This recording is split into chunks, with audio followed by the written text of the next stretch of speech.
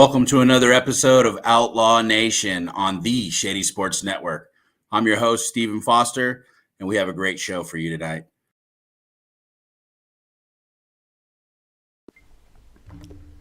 Our sponsor for this week's episode of Outlaw Nation is Miss Gigi's Sweets Bakery, located in Billings, Montana. Not far from the Billings Logan International Airport, Miss Gigi's Sweets Bakery has been creating delicious treats for years. Call at 406-647-9363 to pre-order your fix for your sweet tooth today. That's 406-647-9363 or visit us at 2401 2nd Avenue North. Also, don't forget to leave us a 5-star review on Facebook at Miss Gigi's Sweets Bakery. Thank you to Miss Gigi for their continued support of the Billings Outlaws and Outlaw Nation. As always, make sure to like, comment, and subscribe to enter our drawing for Shady Sports Network.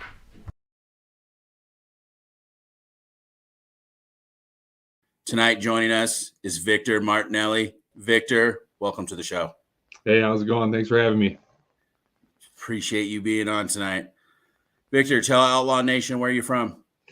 Well, I'm from Wisconsin, Milton, Wisconsin. Get made fun of for my little accent already here, but small town Milton, Wisconsin. Population of about 5,000 to 10,000. So I graduating class of 200, 300 people. So just a small town boy from Wisconsin, man. Hey, so you're listed as a middle linebacker on the team website, but I've seen you line up mostly on the D line. What's your preferred position? Interesting enough, I was a linebacker all throughout at the college I attended in Eau Claire. When I was getting recruited here, I was interested. They had interest in me because I was a hybrid player. Coach Locke said originally, he called me as a hybrid player. He liked what I was doing on defensive end side and what I was doing at linebacker. But the funny thing about that is we talked about this a little bit, Steve. We'll probably get a little further into this as we go along in the podcast. But I actually had an injury my senior year, and which brought me down to the D line. I actually had a leg injury, so I braced that up, and they put me at DN my senior season, and that's the film he saw on me from that. So other than that, though, no, I'm definitely a linebacker at heart. I feel that's my most comfortable position. I've had most experience with that. A lot of responsibilities given me in my past playing that position. So yeah, that's definitely what I feel like I do well. I do best at. But I'm coming to my own as a defensive end here. I'm doing what's needed, and whenever I'm called upon, I'll do either or. I'll do either or. For sure. You're off to a great start.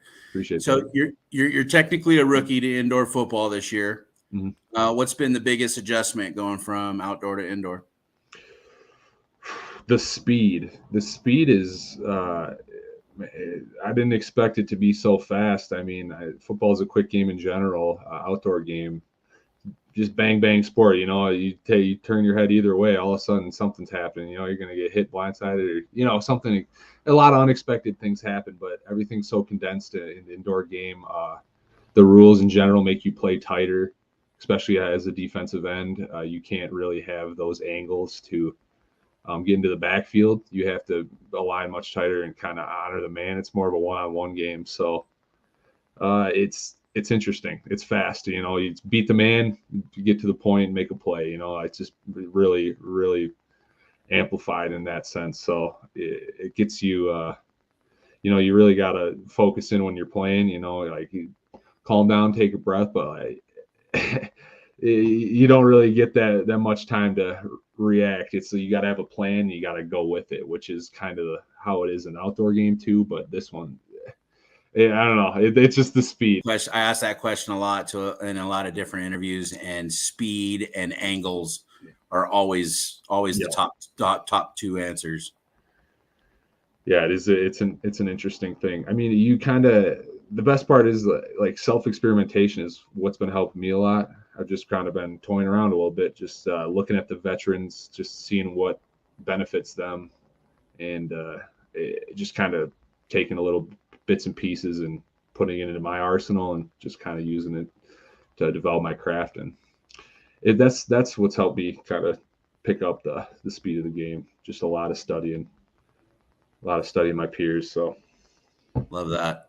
yeah. Hey, so hard fought game in Salina last weekend. It came down to the wire. Unfortunately, we took the loss. And at first, I was quick to blame the loss on this and that.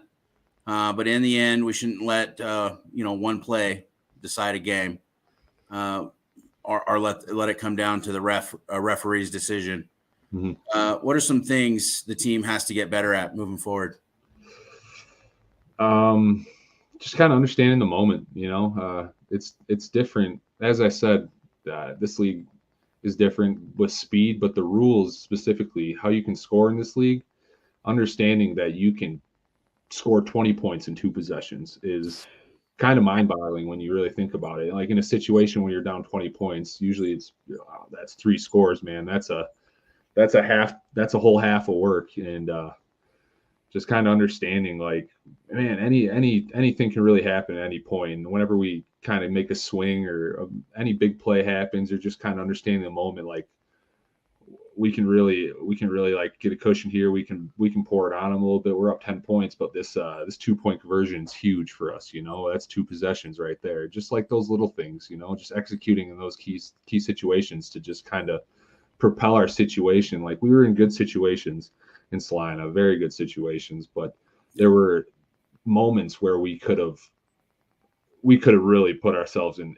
a much more advantageous position. That's there was a lot of things we could have executed on. Just knowing that, like just kind of having that composure in those situations. Like, man, if we just get this right here, like our chances are increasing like dramatically, and that's something I think is really important to understand as a unit. Just kind of come together as a team and like just knowing like this is a huge opportunity right here. Like this moment right here, like every play's big, but like there's certain situations like, man, this is really going to help our chances here at the end of the game. Like that we let obviously can't blame it on the refs or any certain situational things, like it's kind of outlying factors that not really too much in our control. So, but like at the end of the game, we're in a situation where we could have won. There's situations where it wouldn't have been that close if we would have executed or just kind of,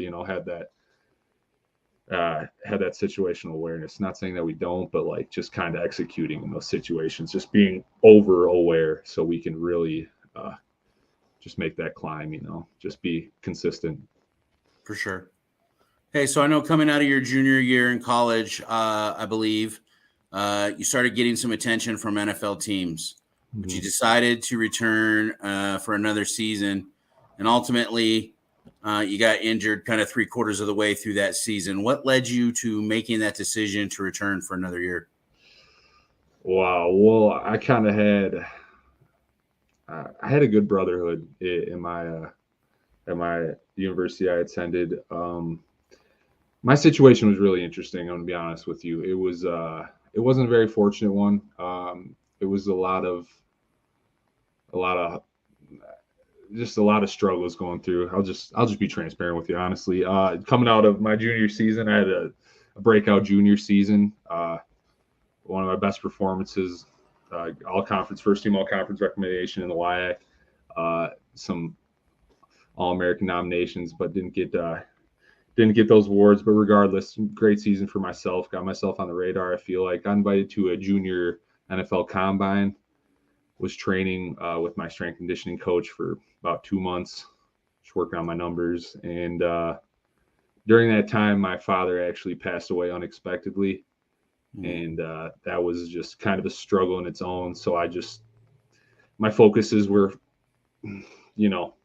more so on my family, and my football focuses were a little bit cloudy because I was in a situation coming from a Division III college where it was more so I had to go out and get that exposure. Like I had to help. I had to do more work than the average athlete to try and get myself on the radar at that in that situation. So whatever time passes, I'm training for my junior NFL combine regardless of what I was dealing with. And about a week before the combine, it got canceled by COVID, so I wasn't able to attend that, and that was pretty difficult for me. So then I was just kind of in a tough situation. Didn't really get to showcase my skills. I think I could go to tryouts and stuff, but I had the ability to get an appeal to get more eligibility for my senior season. Well, that's jumping ahead.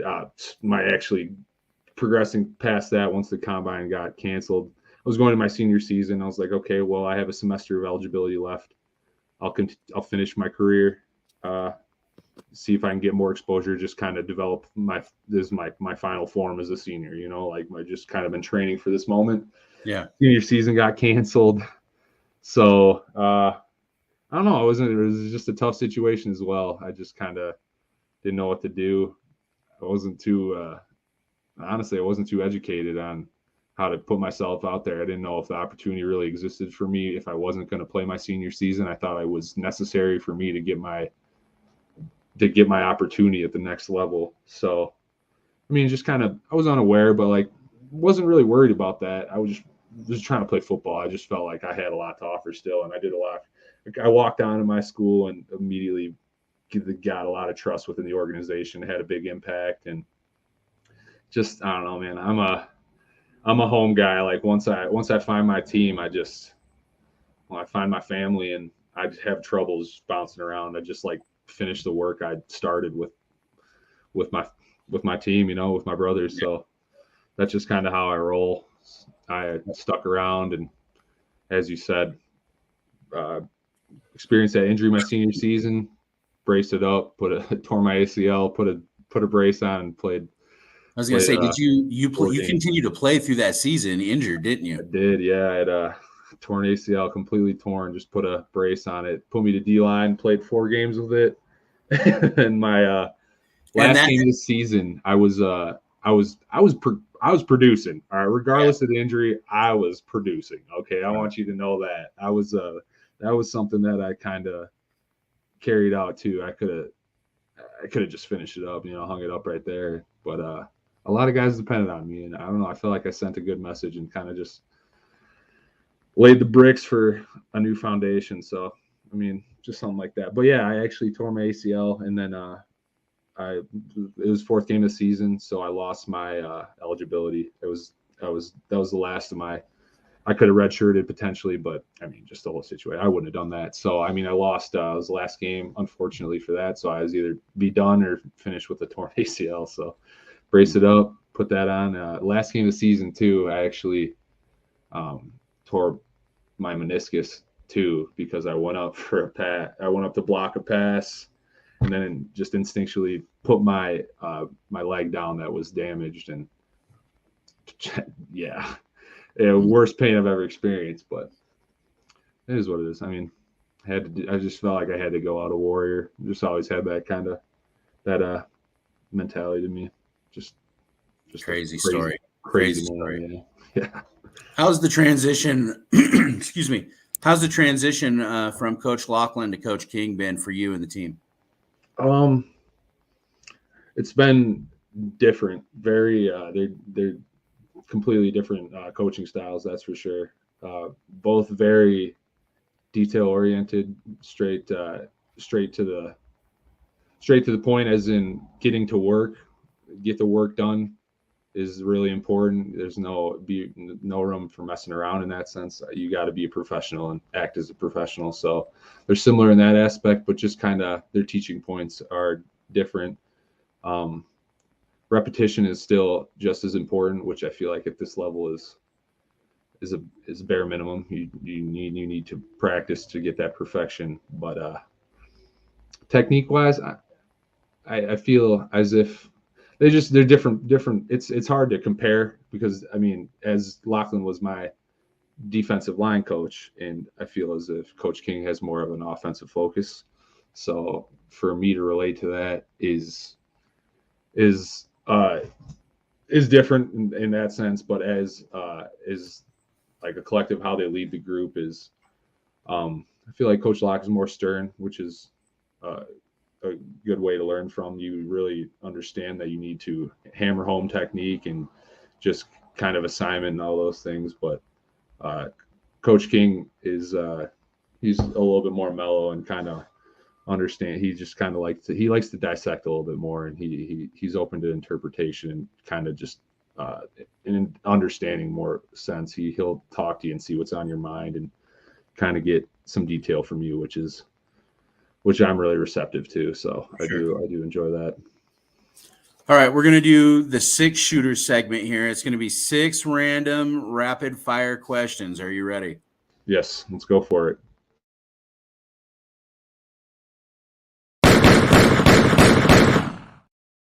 All right. Your favorite food? Steak. Favorite season? Favorite season would have to be summer as of late. Superstitions, yes or no? Superstitious? No, just a little stitious. No, just kidding. Not too much. No, I've never had any superstitions, to be honest. UFOs are real, yes or no?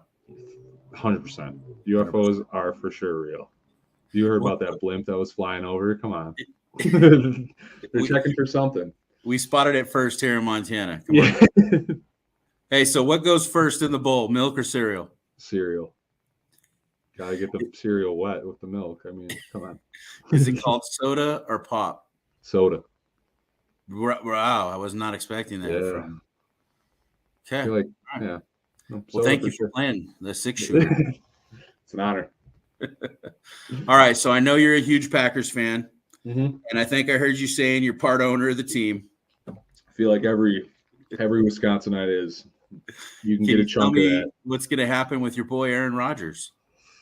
I feel like what's going to happen with Jordan Love is the better question. Am I right? I don't know. I think Nobody knows. same send off as Brett Favre. Looks similar. Right. Yes, it's Going to the very, Jets. very weird, isn't that? What played out? Maybe make a transition to the Vikings after the Jets. Yeah. Something like that. You know what I mean? Give us.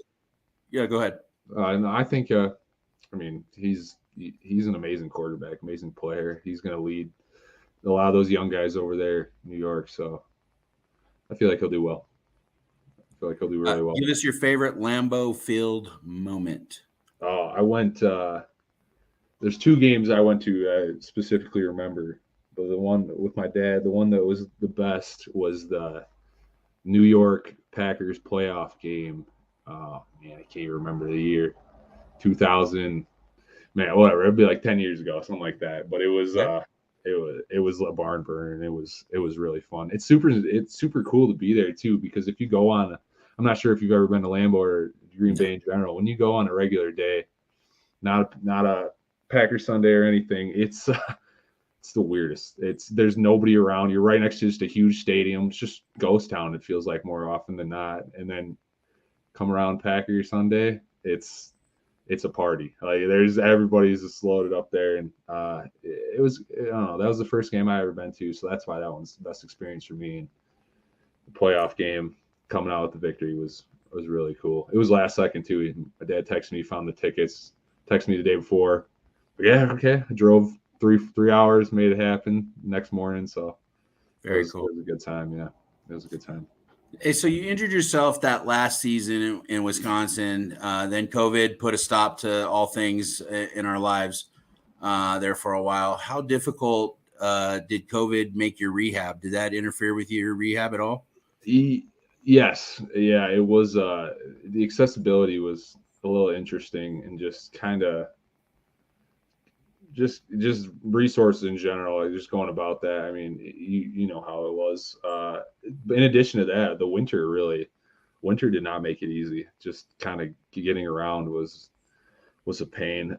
One thing I took for granted was the severity of a ACL injury. I've never really been injured, so I mean, I was just kind of closed-minded and just assumed, like, come on, man, it's something you can recover from. You know, I mean, hearing it's like always like a year, and like people are still struggling to bounce back. It's a real thing. It's totally it's life-changing in a sense. I mean, you got to totally adapt from it. I mean, I'm healed, but I'm still figuring out different things with strength and just my muscles in general. It's not, you know, like the same as before. I still have my power and everything, but you know, it's it's a journey. So just kind of feeling it out. That's why I told you I moved to North Carolina after the injury and everything. Wasn't sure what my situation was on football, so I was just trying to find active community and warm weather to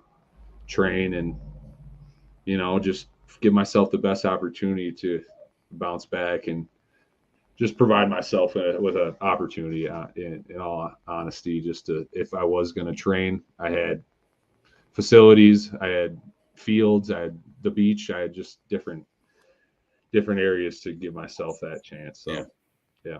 Beautiful area too. Yeah, it was great. I mean, drove 32 hours from North Carolina to here from about like a 40, 50 degree temperature change. So right.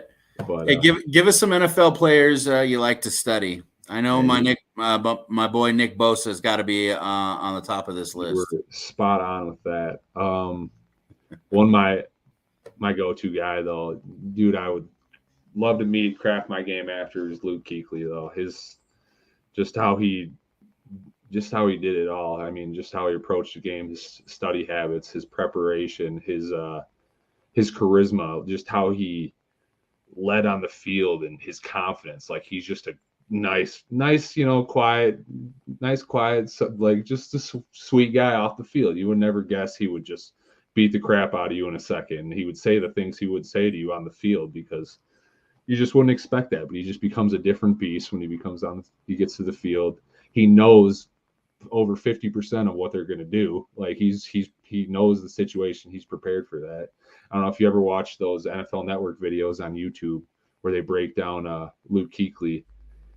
If you haven't, you should. But they literally did a stint on him, interviewed a couple people, and they were just, man, this guy's crazy. He's calling out the plays before it's happening. And there was this one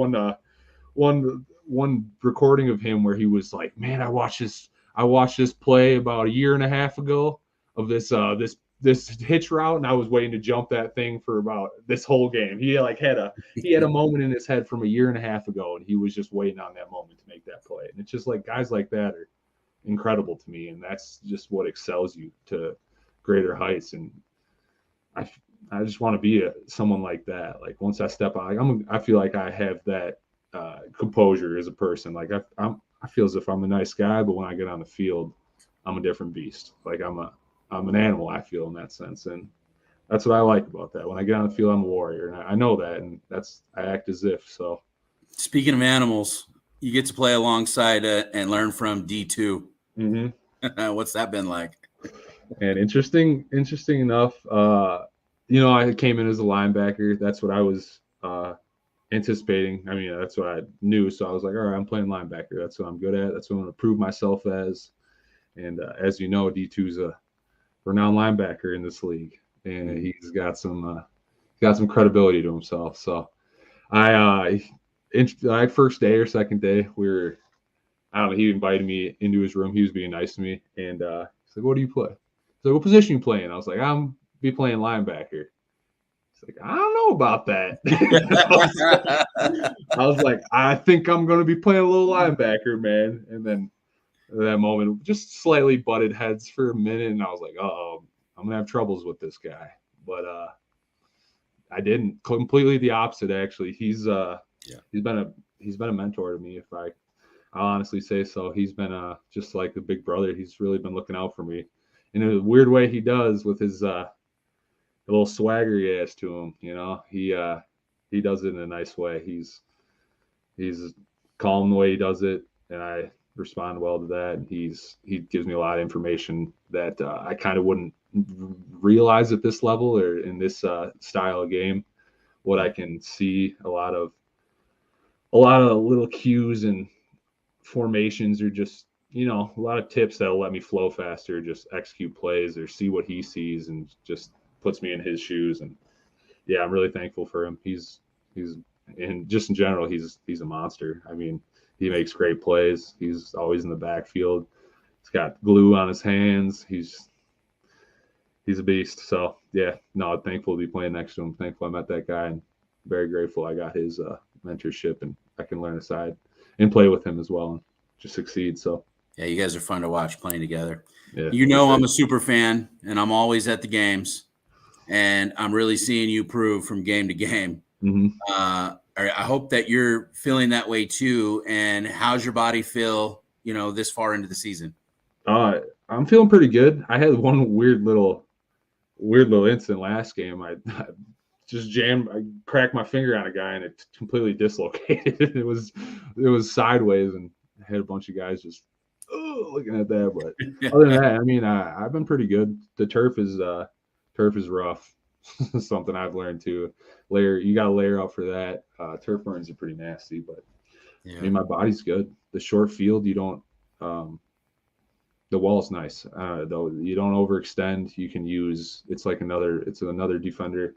You can use it to your advantage, and you don't have to put yourself in those awkward situations, making those overextended tackles or layout tackles, and just kind of getting those silly injuries that just nag on you, and then as you bang, they just kind of develop into something worse. So, not too bad though. I'm feeling pretty good. Good. Glad to hear that. Yeah. I think it was the game against Topeka. You lit someone up on a beautiful tackle. Okay. It was one of those tackles where everybody around me was like, oh, man. Okay. But off to my right, up in the bleachers, I believe, right, was one person making the most noise. And I look over to see who it is, and it's your girlfriend, Haley. Yep. And I mean, she's just pumped up about this tackle, right? Yeah. I mean, she had nothing but wonderful things, obviously, to say about you when I was talking to her today. She says she's been very supportive of your career thus far. Yeah. How special has that been, being able to share that with her? Not enough words to really explain that. She's been my rock. I'm not gonna lie to you. During the whole thing with my father, especially, I kind of had a lot of confusion about football, and she pulled me out of a lot of dark places. So that saying's true. I mean, next to every strong man is a even stronger woman. So I don't know how I would get to this point without her. She helps me a lot. That's for sure. She takes care of me. She's a good woman. She enjoys it too. She likes what we do as a team. I mean, I play football, but she's my wingman. She's my teammate still too. She can represent herself just as well as I feel I can, and that's what I respect about her the most. She's her own professional, and yeah, it's awesome. She loves the journey. She loves how involved we are at the community. I mean, I love work. I love interacting with kids and families and stuff, and she loves seeing that in me. So it's good all around, and we're happy with it. The journey's fun. It's been taking us interesting places, so I just can't complain. Victor, it's a blessing that someone, you never really think you'd find someone that just would be willing to tag along to North Carolina, Montana, be willing to get into the cold just for some professional football, just play some ball. So I love it. That's great. Victor, is anybody you want to say hello to, or you want to give a shout out to? Yeah, I mean, my family for sure, my support system, everybody that's brought me here. I mean, Eau Claire boys, Milton guys, a lot of mentors in my life. Sam Romanski specifically, he's helped me out. He's a strength conditioning coach over at Stetson University now. He's a monster himself. I played with him. He's done a lot for me. He's helped me get to this point as well. So yeah, friends and family and mentors, I thank you all so much. Quickly for you, I would like everyone to know about Stephen Foster really quick and his generosity. I'm sure no one's really picked your brain and really gotten to understand why you do what you do. You say you're a super fan, but they really don't know the depths. They do not know the type of guy you are and the helping hand you give out every day, and it's amazing. So my question to you is, what draws you to the Outlaws? Why do you do what you do for the Outlaws? Where does your love stem from? Why do you give so much, man? Well, as a business owner, my business partner and we talked about it at the beginning. And one of the things that was most important to us was giving back to our community. Mm-hmm. And so when the Outlaws was brought to us, we kind of looked at it in the beginning as an opportunity to kind of give back to the community, get our name out, involved in the community. And then once I got to we started meeting some of the players. D2 really was who I got to really meet first and pick his brain. And I just really started to find out that you guys really this sport isn't about money. Okay. Because you guys don't make none. I mean, let's just be honest. You guys make very little money doing this. So you guys do it for pure love of the sport. And the sacrifices that you guys make to come and put on a show for us is just insane to me. So absolutely, I'm going to try and help you guys out as much as I can. And then I team up with guys like Sam, the producer of the show, and he is, how much time and effort I see him give to this sport and to other leagues like it. It's amazing to me. So. Yeah, well, that's incredible. I think both of you then, just for what you do and just kind of sacrifice you make. I mean, nobody really realizes that in general. So thank you. Victor, thank you very much for that. Appreciate that. Yeah. All right, there you have it. Another episode of Outlaw Nation on the Shady Sports Network. Please be sure to subscribe to the channel because with every new subscription, the voice and spotlight on these players gets louder and brighter. Until next time, go Outlaws. Well.